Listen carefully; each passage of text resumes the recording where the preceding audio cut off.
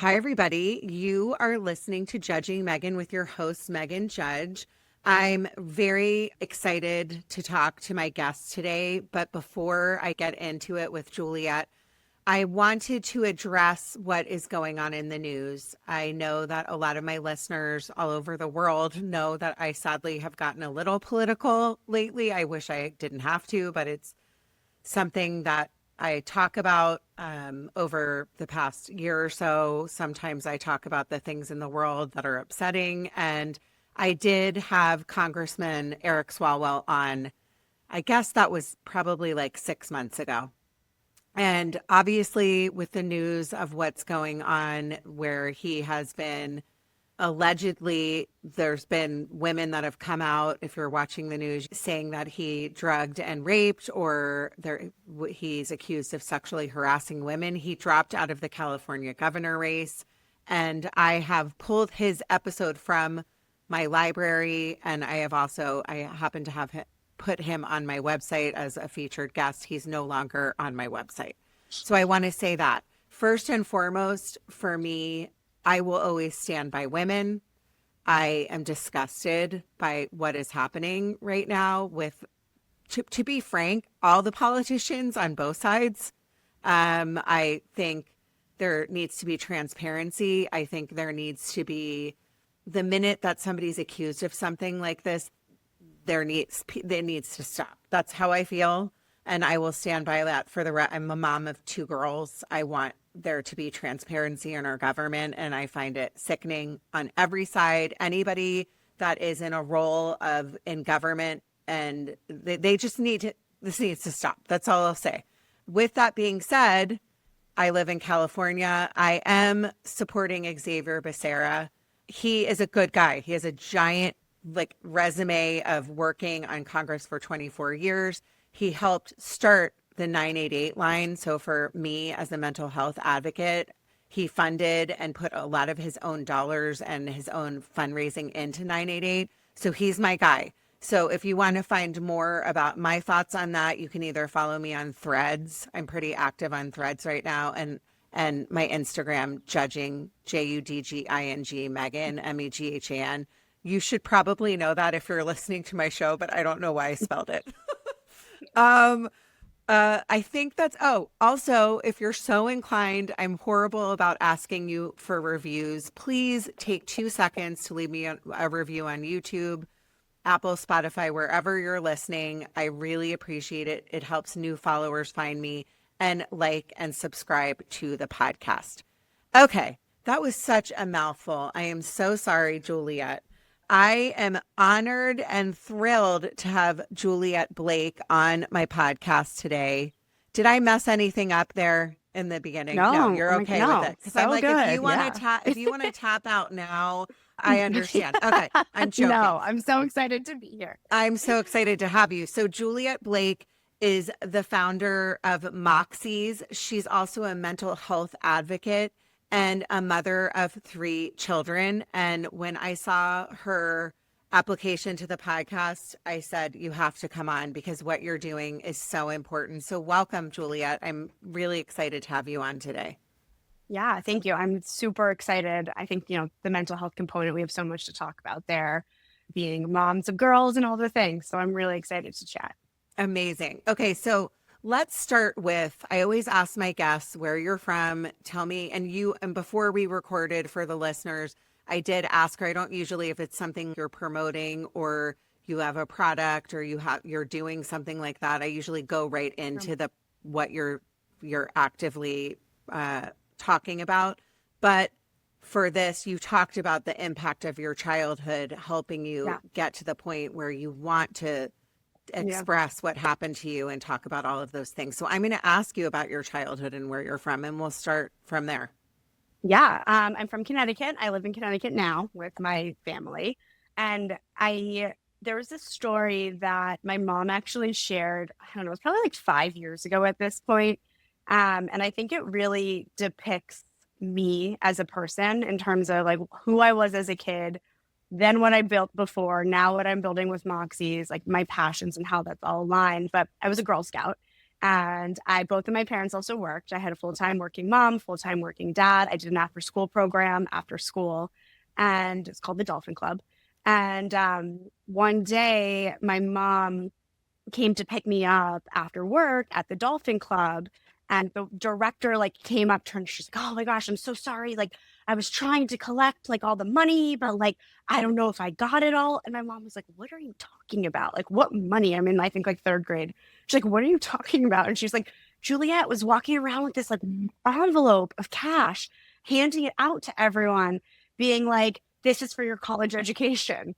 And what it was my Girl Scout cookie money that I like had at the time. Like there was no like, people weren't like paying with credit cards or Venmoing or doing all these things. And I had both of my parents take the list and also with like all the houses that I went to because I wanted to be like the top selling Girl Scout and I wanted to like win that badge for selling the most cookies.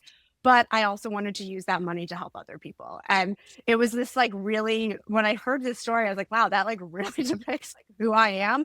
I'm very type A. I'm very driven. I've always had parents and a family that has supported my ambitions and supported them through all of my insane entrepreneurial ideas when I was young, all the way to like my first company now into this with Moxie's. But I also always had this part of me that like what drives me is how is this making someone else's life better? Like, how am I giving back? So I just like, heard that story a few years ago and I was like, well, that's funny because me at 8 is the same as me as 37. I love that you were like that. I think that's amazing that I say this all the time. You're a mom. I think that kids come out the way they're going to be. Oh Both my daughters are so different. And yeah. I mean, I think your parents must have been so proud when they heard that that's what you were up to, right? Yeah. I mean, they're like, "Oh, wow, that's awesome. She's going around trying to pay for with her $5, right?" Like also so funny. Pay for like donate to people's college education funds. But yes, I mean, they were not mad. We did not collect all the money back. So it also just, I didn't win the Girl Scout competition, but I still did sell a lot of cookies. But no, they weren't mad. And it was very much something that they continued to nurture in me as a kid. Is this, okay, like what is it that drives you? What is it that makes you passionate? What is it that you care about? And I have found with anything that I do, if I don't care about it, I can't do it. You just can't.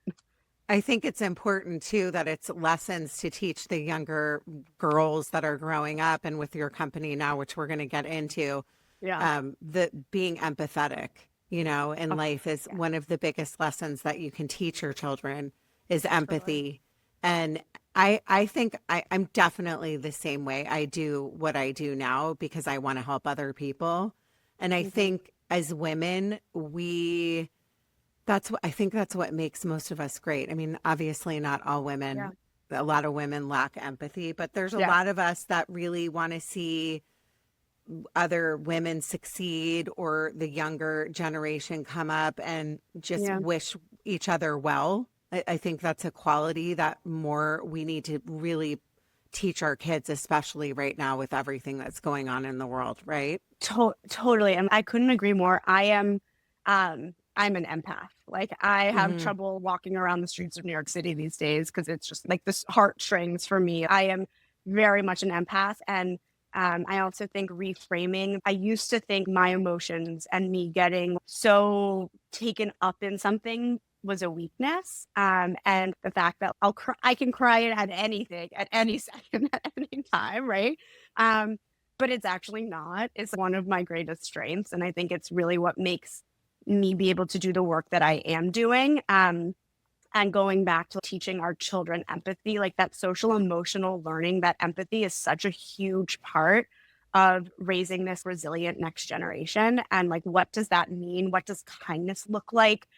Both in person and digitally, right? That's a whole conversation. And especially empathy and kindness can get lost when Hmm. we're connecting in different types of environments. So I think empathy, to your point, is just so key. Well, I think too, I mean, I know welcome to my podcast. I go off on Yes. tangents, but Yeah. I think when I have female entrepreneurs or female business leaders on, I love it because, especially if they are empaths, which when I read what you're doing, I clearly could tell what kind of person you were. I think that's why we wouldn't, if we were president or whatever it is, had more of us in Congress, like we were touching on in the beginning, we wouldn't have Yeah, these issues. And so I think as things start to settle down in our country or wherever in the world, I think that's what we really need to teach our girls, because they're the next ones up, and they're the ones that I hope one day we will have a female president, or we will have women running companies, and we won't be running into the things that we were talking about in the beginning, because that's all comes from being empathetic and being kind to each totally. other. And the whole digital platform that we're talking about all intertwines with what we were talking about in the beginning. So I think it's amazing. So let me ask you this. So you clearly are a very smart lady. Tell me why Moxie's now. Like, you have a whole history of starting other companies. I Yeah. really want to find out about why you started the company Moxie's. Yeah, I mean, there's both kind of like the business side to it as well as the personal side. Let's just focus on the personal side to start. Like, I'm a mom of three. I have a millennial mom with three Gen Alpha kids. Two of them are girls. And what I've always been in this media space for girls, like that's like how my first company I started. I've always been in that. And um, what became very clear to me with my kids. My oldest will be 8 at the end of this year. So I have just getting to the tween, right? And for so long, the work that I did always felt far removed from my own children. In the sense, I was like, okay, I have girls, but like my daughter's one, or like whatever it is. It felt like it was far away. And what I have realized in the last few years is it's not. And how fast these things come up and how fast these conversations come up, and how influenced your kids are by the communities that they're in and their peers and all of these things that as a parent, even with, whatever policies you have at home, you can only control so much. And looking at the current media landscape and looking at where we are with social media and this really harmful, dangerous, addictive attention economy that we have all been so consumed with for the last 15 plus years, we cannot keep building like that. And especially when I think about it from the lens of being a mom, which is the first lens I look at anything through with a product that I am building, it's what has been considered free with these attention economy platforms is actually the highest cost, which is our children's mental health and well-being. And we must build different. We cannot continue to entrench these types of systems. So I think for me, like this has always been my passion, looking at digital, looking at media, looking at how we can leverage that to positively make positive impacts for girls. We see so much of the negative.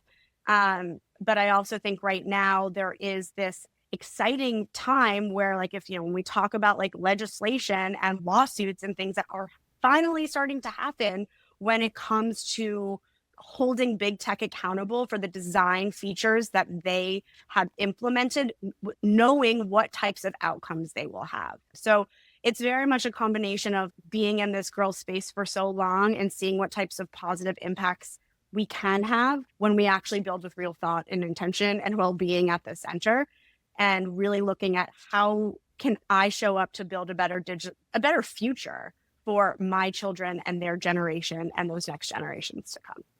Well, let me ask you this, because this is huge to me. I told you in the beginning, and my listeners know, I have a 16-year-old who Yeah. was in I believe fifth or sixth grade during COVID.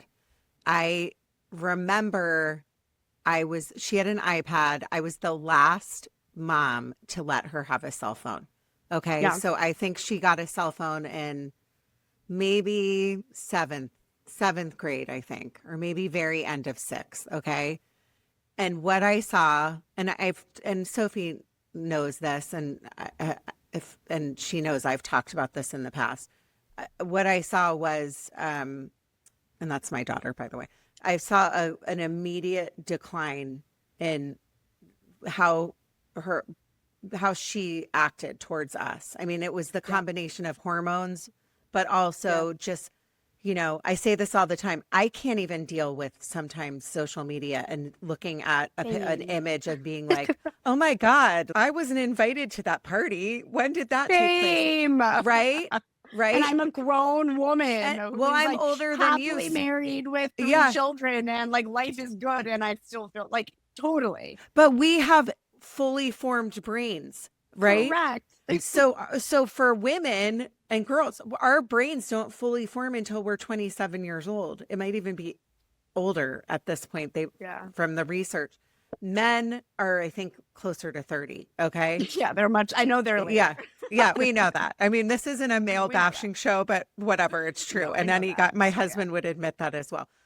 Yeah. So I started to, I think about that, and I think about, oh my God, and then addicted. Once they have that phone in their hand, they are addicted to TikTok.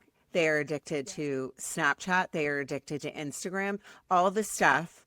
And not to mention the filters, which I blame openly on the Kardashians. I'm sorry if you're a fan, but I am not. And I'm sorry to my listeners, but that's when it all started. Yeah. And then it was a spiral. And so now there's a reason why Australia has banned phones for the entire country under 16, right? And on top, think about how much money they're losing as an economy. And that's how important that's why I'm like, can I move to Australia? Because they're putting their citizens before, monetary profits. So can you kind of touch on that? But I'm just telling you, thank you. Thank you for saying that. Also with the AI coming in, I mean, all of this stuff is snowballing, and it's like these lawsuits with Facebook and all of the things that are happening right now, these should have happened 5 years ago. So I love that you touched on that, but do you want to touch on what I just said? Yeah, I mean, so there's so many things I could touch on there. I think at the end of the day, the issue with both the devices as well as the platforms is that they were just designed to be addictive. That is their design because that is how their business model works. Their business model is based off of dollars, is based off of ad dollars when we're talking about these big tech platforms, right? And so they have to build in that functionality to drive revenue. So their responsibility is not to the user, it is to their fiduciary responsibility is also to their shareholders and being able to maximize profit. And so I think there's so many things that you touched on there. When you can kind of look at it as like, okay, there's the devices, there's the platforms, there's the legislation, there's public perception, there's then there's research, there's then what parents are witnessing, what's happening with young people. And we're really looking at how can we not try and retrofit something. Like one of the phrases, a term that I think people will really start to hear more and more of, especially as we are looking at kids and technology, is this safe by design foundation. And what does that mean? And that is what, in my opinion, has been missing from the big conversation when it comes to kids and technology and devices. It's, yes, all of those platforms, kids should not be on that. We just talked about as grown women how it can make us feel when we have developed brains, right? And so they should absolutely not be on those platforms because they were not designed even for our well-being as adults. And this is where I get excited about this shift that is starting to happen and why I reference some of these latest lawsuits, the very specific ones that are against Meta and YouTube with the individual, where they're being held responsible for duty of care, which this is the first time that they're being held responsible for what is happening to their users on the platform based off of particular design features. And to your point, it's things that you saw with your daughter. It's things that people see with their children, that research is now supporting a lot of that data as well. And big tech can no longer, because what they have historically been doing is claiming freedom of speech is what they go back to. Is this like freedom of speech? They're able to design things. They're not responsible for the way people feel and what they say and what happens and all of that. And what these latest lawsuits, and by latest, the ones that came out in the last, I think, 3 to 4 weeks, are saying is like, no, no, no, you are actually responsible. And so moving into this sort of like next phase of, okay, there is this true responsibility for tech companies to build healthy for kids. I mean, to me, actually, the one that's the craziest to me is Roblox. And I could talk about Roblox for a really long time because they are the platform that a lot of parents are like, oh, well, no, my kid's not on social. You know, she's not on TikTok, or she's not on Instagram, or she's not on Snap. I'm like, cool. Does she have time on her iPad? And they're like, yeah, she watches YouTube shorts and plays Roblox. And I'm like, whoa, whoa, whoa, whoa, whoa, whoa. That's actually almost even more problematic because you think it's not. Like, you think it's this safe space, and it's actually not. And Roblox, which 60% of their users are under the age of 16, they just this week started announcing particular safety features for under 16s. And you're like, what? That to me is like so many years too late as well. And so what we're seeing happening with a lot of these big tech platforms is they're retrofitting. They're trying to put these band-aids on bullet holes. And at the end of the day, they might make small amounts of impact, but at the end, they're never going to be optimized because their bottom line is monetization for attention. And how do you get people's attention? Harmful, dangerous, and addictive content and behavior. I mean, it's so true. My kids actually had Roblox too. You know, they're a little bit older. My Totally. youngest is 12. And finding out that there's all these creepers on Roblox, you're giving your kid this game thinking, oh, they're playing. The one that my 12-year-old super into right now is Cover Star. And I thought, oh, it's safe because she's just doing these dance routines. And it's just, I mean, that's why I had to talk to you because it's, there has to be alternatives because it's already here. That's the thing. It's like the computer, right? So the computer is here to stay, but it's what is technology turning into? It's this giant snowball at the top of a mountain that we really can't, I mean, there's no way to put the snowball back on the top of the mountain, right? Totally. And that's like what I say. And that's what I say all the time. And also just when you talk to parents and anybody, it's just the reality of the world that we live in. Like technology is part of our lives. It is not going away. It is only evolving faster and faster and faster. Like, you know, bringing AI into this, we can have that conversation too, but it is not going away. And I think what I've also seen interestingly, and I'd be like curious, like your listeners, I'd be curious, like their ages and the ages of their children, if they had them, and kind of their, even yours with your 12-year-old. Again, it's a little different because you also have a 16-year-old, which that is also dynamic too, older sibling, younger sibling, all of that. But, you know, when the anxious generation came out about 2 years ago, it was this moment of people being like, oh my God, oh my God, oh my God, take it all away, stop, like full-blown panic. And personally, I think there's a lot that I agree with there in that research, and there's a lot that I don't. I think there's a lot that's missing. I think the education and digital literacy is a really big part of it that is missing, and there's a lot that is not realistic for every single family. There shouldn't be this one-size-fits-all approach. But essentially what it did, and a really good thing, is it brought this first-time awareness of parents being like, oh, whoa, I was saying yes to all these things, or oh, wait, this is happening with my child. This makes a lot of sense now, seeing how they're playing and doing. And so then it was like, take it away, stop it, no phones forever, no devices ever. But then what happened is parents were like, wait, but that's not the reality of the world that we live in. And then it was like, but what do we do? Where do we go? How do I navigate this? I don't want my daughter in that WhatsApp group chat. I don't want her on Instagram. I don't want her on TikTok. But I also don't want her to miss out on these key social moments and developmentally not be able to connect with her peers and her friends. What do I do? Where do I go? And so there's been this like change, and that's like where we are right now with moms. Okay, I'm such a big mouth, but everything you're saying is so true because we have like kids at the different ages. You're at the ages where it was just starting for me, and then the snowball's already gone down the mountain and it's too late. And so that's why I'm saying Cover Star. But it's so interesting that you say the anxious generation, because I also had Lenore Skenazy on the podcast, who's known, I don't know if you're familiar, but she's the one that let her kid ride on a subway at 8 by himself. So it's that extreme. And she's written about in the book. I think she had something to do with anxious generation. But it's so true because now I'm seeing these moms in grade school that are going, well, I told her she wasn't going to be able to get a phone, but Yeah. now I'm starting to see them go, but we're getting her a phone. And like I said, I'm guilty of it too, because I was like, my younger Ella, never is she going to get, she's never going to have anything. She's not going to be, and Yeah. now she's on Cover Star. We did delete Roblox, I think, but Yeah. it's such a valid and good point. And I'm sure there's a lot of my listeners. And to answer your question, most of my listeners are women and they are moms. And, they're all probably wanting to hear what you're going to say right now about what we do, because we all, and I'm guilty of it too. I wanted to take the phone away from my 16-year-old Yeah. when that book came out. There's no way to do it. You cannot do it.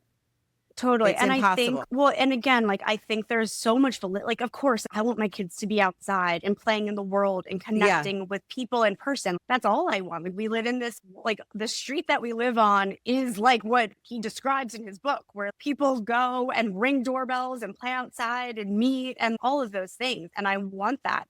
But I also have seen the importance of, like, I'm not trying to make the iPad this forbidden fruit. I'm not trying to make it something that's the be all end all. And I think what's important as parents are thinking about decisions that they're making, it's like, how can you actually build a healthy relationship with technology, with the devices that you're on, with the platforms that you're using?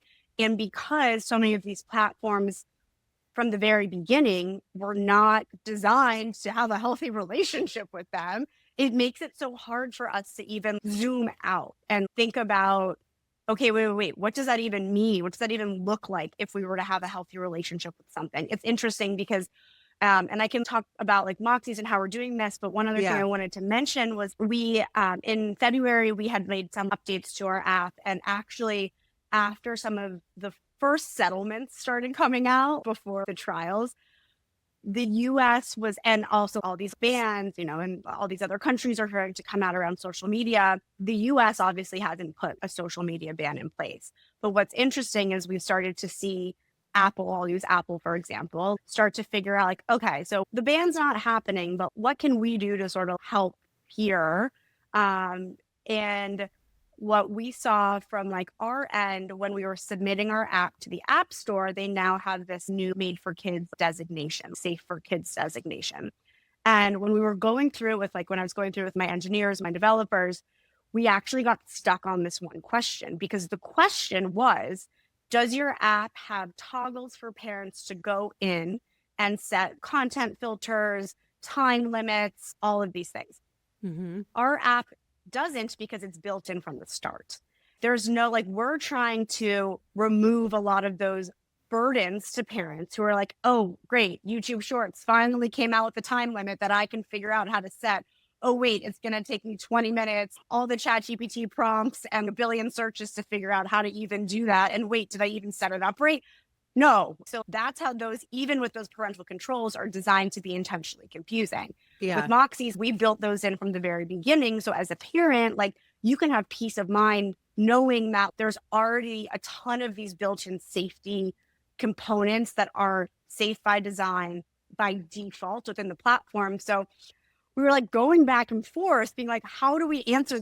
You're not Apple, you're asking the wrong question. The question should be, is your platform built safe by design? That should be what the new kids safety designation is. And I have a friend who's in product at Apple. We're having a dialogue about it, because I'm like, I appreciate what you're doing, but you're not actually doing enough here. If you actually want to instill safety platforms for kids, you can't have this be a confusing toggle for parents to have to figure out. Yes, those platforms should of course have it, but you need to take it a step further. 100%. It's almost this is the modern day cigarette ad, right? Yeah. It's oh, you can light the cigarette, but just don't put it in your mouth. That's basically what it is. Exactly. Right? Exactly. Right. Exactly. Okay. So explain for my listeners what Moxie's is. Yeah. So Moxie's is an app. And it's basically, we're really trying to reimagine digital. So it's a gamified social platform. It's for girls, tween girls, 8 to 12-year-old girls.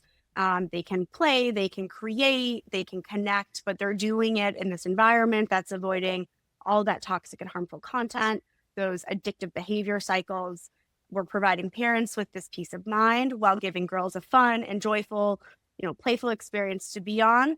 And we're also prioritizing for these well-being outcomes. So what does that mean? Again, when you look at big tech, their metrics are time spent, right? How many times, what is the time spent? How much are they coming back? How can we keep them stuck in these addictive behavior loops?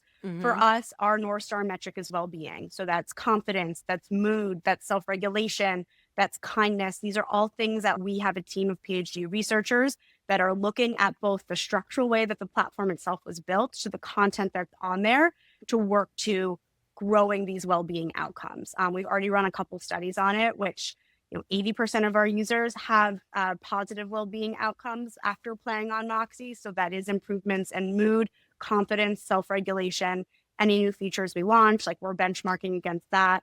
But essentially, it's an app that when your daughter comes to you for the first time and is like, Mom, I want to talk, Mom, Dad, Guardian, I want to talk to my friends, or I want to play a game, or I want to create avatars, or I want to win prizes, they can go on Moxies. And as a parent, you can know that they have this autonomy built with safeguards. And from the very beginning, it is designed to set her up to build this healthy relationship with technology and strive towards these positive well-being outcomes. I mean, what I love about it, because I looked at all of this stuff, is it's those ages of 8 to 12 are so important, especially, I mean, my daughter, 12, tail end. Yeah. But these are the years when they learn to treat each other in the ways that I hope that they treat each other, but they're also in school and they're being mean to each other and they're starting to lack the confidence. Before 8, as you know, most of them are like, I'm the greatest thing in the world. And then something happens when you the go dream to school. gap. Yeah. And then they all go, oh, I don't like Sally's haircut, or I don't like her bow. And then it's as young girls, that's when it all starts. And we bring that into adulthood, right? Totally. I wish you could do Moxies for teenagers and also women. That's just a side note. No, I know. And it's interesting. One of the things that I also get where's the boys version. And I think to your point, this tween age is such developmentally a huge part, right? It's such a building block age for them. If they're starting to build identity, foundation of who they are, where they belong, their peer groups, what their interests are, what they like. That's where a lot of the comparison starts, like the peer comparison, hence why big tech social is so bad for them. And what we're really trying to do is enable that communication, because so the other thing that we found really interesting is we have worked with hundreds and hundreds of parents and girls over the last few years in terms of thinking about the product, like what we've built, everything from the chat functionality to the avatars to the quests. And like, those are the 3 pieces of the platform, and what types of pain points we can solve for. And what we found was also with families where girls didn't have access to anything, we'd be like, okay, so how do you talk to your friends outside of school or outside of whatever activities you're doing? And she's like, oh, I don't.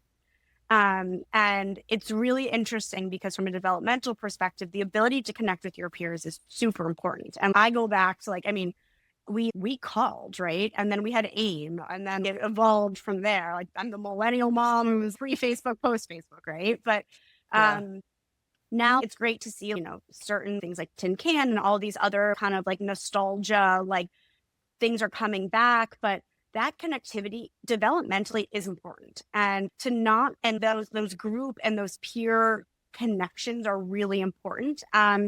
And so that's also where Moxies helps to fill this gap, because what we're finding is the first thing that most of these girls are asking to do, they're either asking to play a game is the first thing, or talk to their friends.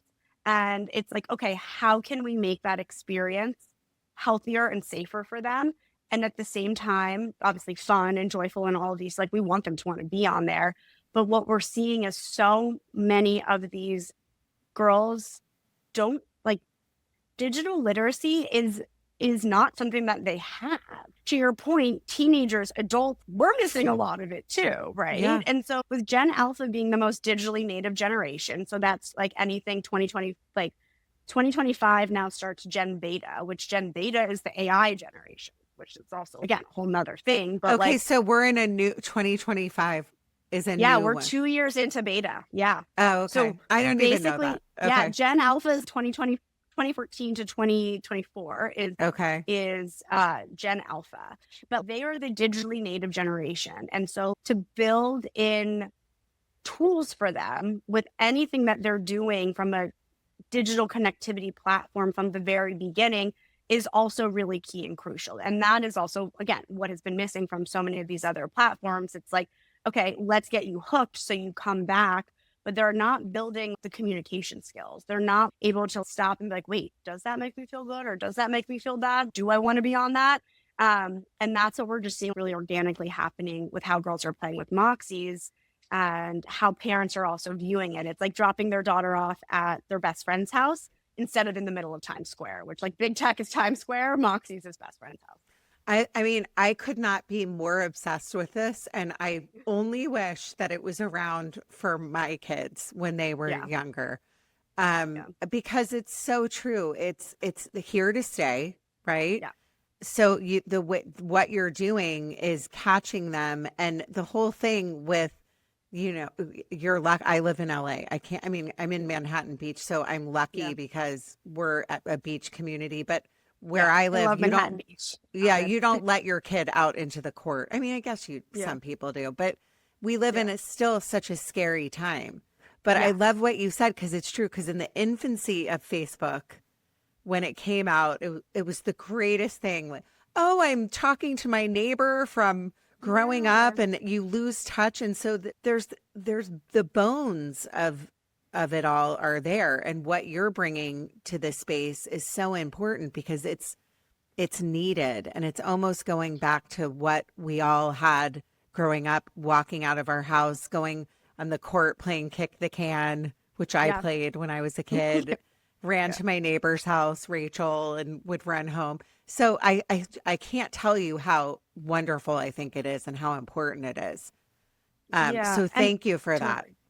totally. No, thank you. And I think, what's interesting about Gen Alpha is many of Gen Alpha have, millennial parents, and millennials are that first generation where we knew what life was like pre-social and then post. And to your point, there is a lot of good that can come from connectivity in ways that are developmentally and age appropriate. And that is what is missing. Kids have just been thrown into these adult environments that are bad for adults. And we need to go back to actually building for kids. And that is what I'm excited to see how things continue to progress in that space. And there's been a lot of other founders I've met recently who are also looking at solving the same problem in a different way that I'm doing with Moxies. And it's this mentality of, no, the future is our children. They are the future of this world. So how can we best set them up for success with technology evolving at the pace that it is? And honestly, taking it away is not the answer because that is just not, they're not going to be equipped in terms of how to navigate and handle it. Like, no, do they need cell phones at young ages? No, they don't. But are they having different device and screen time? Yes, they are. And so like, what types of healthy habits can you build from the start with them? And that's where, there's so much too that I think about, you're a working mom, the mental load that we also have as parents and as moms is insane. And where can I come in to help ease some of that mental load for even the parent that is trying to do the most, right? That has only the best intentions, but there's just certain things that are exhausting to figure out how do you even navigate and handle and deal with it. And technology for your kids is one of them. And it's a hard, even again, me being like, this is my world. It's still like, there's certain things that I'm like, wait, what? Why isn't that set up right? Like I got the Alexa Dot for my kids for Christmas and I set the age features to be 8 and under. let me tell you, it was not 8 and under. And I was like, wait, what? I set this up. This should have been right. And it wasn't. And, there's so many things like that, again, continue to happen for parents that makes it tricky. Let me ask you, where do you think, because I've done a couple episodes about AI. I find it really quite terrifying, and it's not going away too. So where do you think, just for what you do and your expertise, where do you think the world is going to be in like 5 years with all of this stuff? Well, Especially with what you're doing with Moxie's. You were just talking yeah, about other founders that are seeing this as an urgent yeah, issue and a problem. So where do you see us in like totally. 5 years? Well, I mean, like I said, Gen Beta is the AI native generation, right? Mm-hmm. So they're not going to know a world without it. I think it's going to cause everything from, I think a lot, well, I'll be really interested to see what happens from an education perspective, because the way that we teach and the way that kids are learning and the way that they're assessed is going to have to change, because anyone can pull up anything or write anything or do anything. And that's not going to be the indicator. It's going to be actually going into a lot of those softer skills and the actual like problem solving, the way someone's thinking about approaching a situation, or so like finding the answer to something. The answer isn't going to be, in my opinion, that's not going to be how children are assessed, because it's going to be easy to get the answer. So one of the things that I also think is very important here is, like any technology, is how can this be used as a tool? Looking at it as tools, not replacements for, not like, oh, this is going to take over, but like, how can this be a tool to, looking at it from you as an adult, or even looking at it with youth, like, how is this a tool to help them? And like, what is it? What does help mean? What does that actually look like? I think AI is going to just continue to be integrated into all of our lives in ways that, just like how you don't say, oh, the internet is making this happen, like it's just going to be one of those things that it's just a tool that is powering something. And again, the way that we learn and connect and what is valued, I think, is going to really actually come back to this human approach, because like we have to have that, like that's going to be the differentiating factor of that human approach, because then everything else is just going to be AI, same. I also think, as we're looking at it with Moxie's, it's like, how can we also leverage components of AI to actually help with education, positive redirects, like being able to pick up on a cue that's happening and look at that, like, okay, this happened in a chat this week, and maybe you as a parent don't want to have to go in and read through the entire chat and see what's happening, but how can we pull sentiment for you as a parent? How can we help you be able to check in with what your child is doing digitally and provide supportive tools to help like grow her interests, and really help those flourish? And then I think the last part, when I think about, and this isn't necessarily like where I see AI in 5 years, but an important distinction that, I think whether, you're using it in your own home or your child is using it, or however parents are thinking about it, is this like human in the loop piece. And that's where, again, going back to the human connection and human component, that's where we can't remove that. And I think with adults, it's important. With children, it's even more important. Is what is that human in the loop piece, that it's not just taking over, empowering, and also regulation. I am seeing some companies start to come up with, like, again, there's a lot of really scary things with AI, especially with kids. Like Google was scary. Now, AI being able to search anything.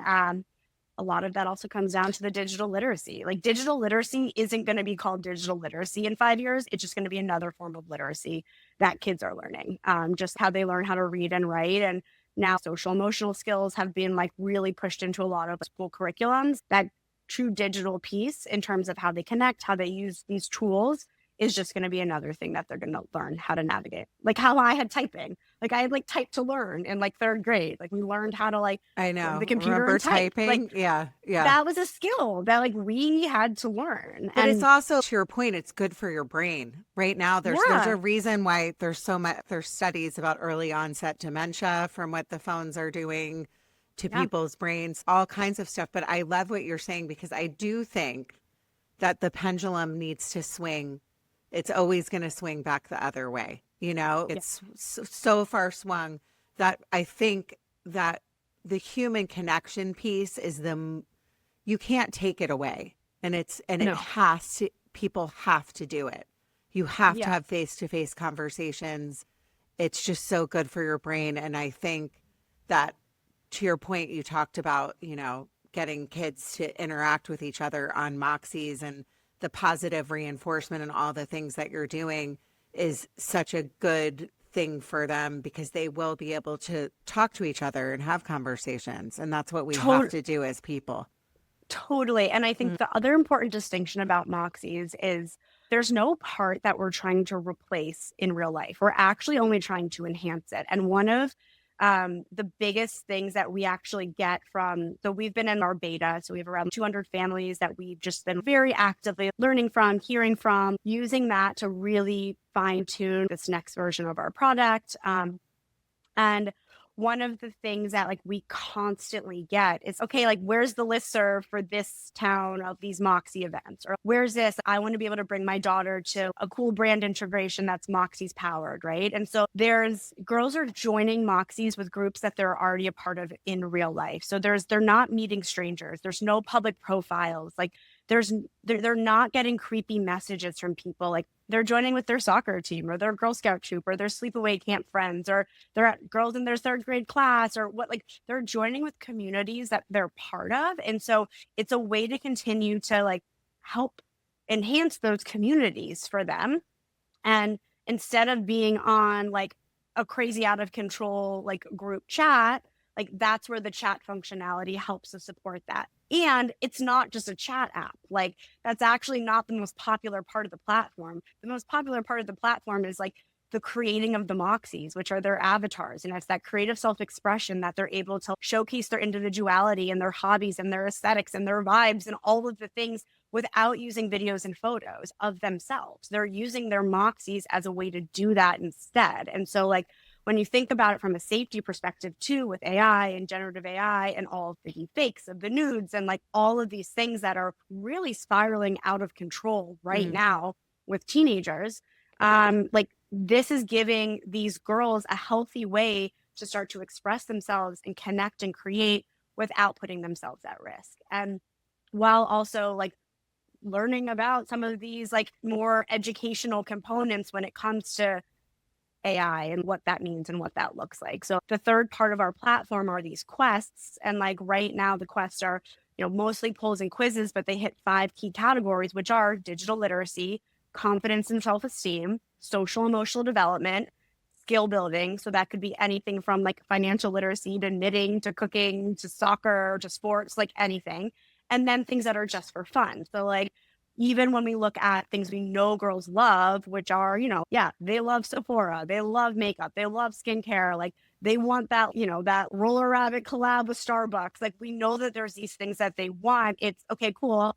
How can we do that in a way that's building this like healthy digital culture for girls? And how can we like reframe something that's maybe beauty related into a self-love moment, and no, you don't need 10 steps, and no, those particular ingredients aren't good for you, but let's talk about what you can do. So that's like how the like ecosystem works within Moxies. Like chat is one part of it that like we really co-created with girls and parents to look at how we can solve for a lot of problems there. But that like play and that fun, joyful experience is why girls are coming back to Moxies and are choosing it over other platforms. And saying like we have both like qualitative and quantitative, data from families where they're like, my daughter is asking to go on Moxies in the evening because it helps her wind down and makes her feel good. And it's like, those are the types of things that we're like striving towards. And it's like so validating to hear that. We recently launched a new feature, and wanted to see how kindness was tracking. To your point, that kindness, that empathy is so key. And with any new feature, we want to make sure like that well-being doesn't get lost in any of the retention or stuff like that. And like 98% of 98% of the users are saying that Moxie's makes them want to be kind to themselves and others. And it's like, that is what we need to be seeing more of when it comes to digital platforms. And that's how we can really help set this next generation up for success, by having that be the benchmark and the baseline for them. And like, they are going to expect that as they either continue to grow with Moxie's or grow into other things, whether they're digital or in real life. Okay. I just have to tell you, I'm so proud of you, because this, I just wish that I had this when my daughters were 8.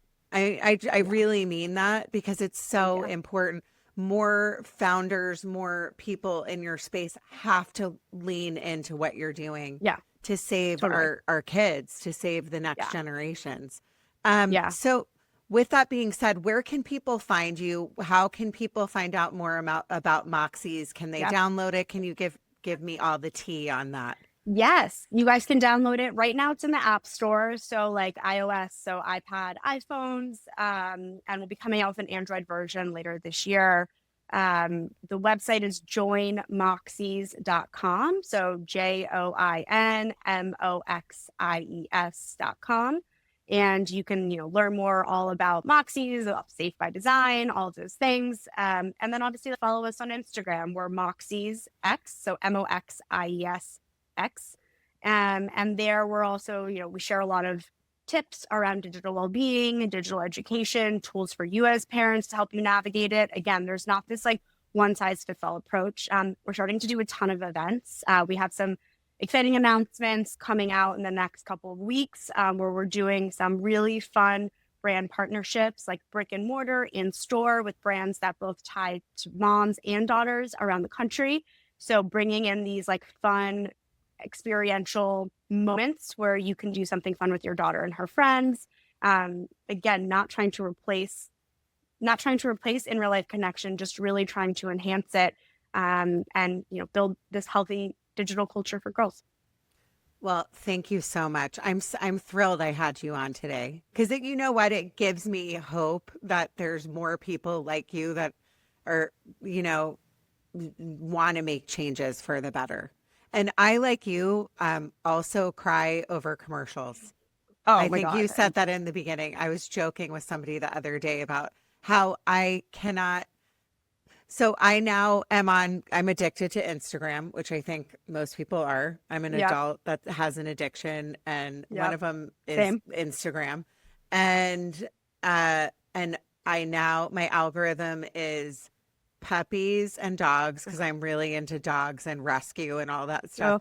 Baby otters, and the guy that gives somebody $1,000 in the grocery store and like tricks them and pretends he's homeless, but he really isn't, and he's trying to see if she does the right thing and gives her $1,000 and then buys her a house. That's my entire algorithm. But that's like the best algorithm. So like, no, it's I know.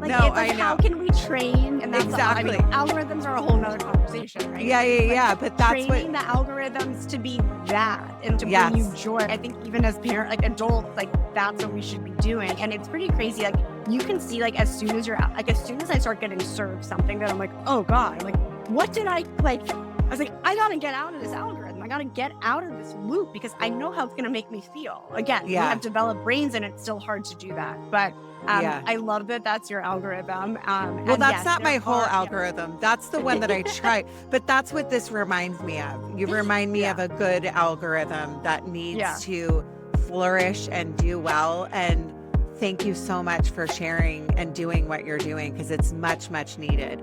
Everyone, please follow, please look into Moxie's.